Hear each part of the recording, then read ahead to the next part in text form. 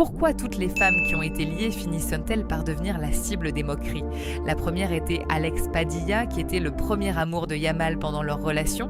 Elle a aussi gagné des 1 million d'abonnés grâce à la célébrité de Yamal en tant que star mondiale et elle a décroché plusieurs contrats de sponsoring, mais leur relation était remplie de hausses et de bas et finalement ils se sont officiellement séparés au début de l'année 2025.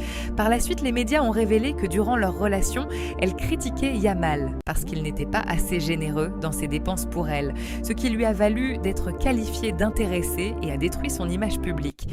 La deuxième était l'une des plus grandes rappeuses d'Argentine. Cette relation très controversée avec Yamal a attiré énormément d'attention, mais elle n'a duré que 4 mois avant de se terminer brutalement après la rupture.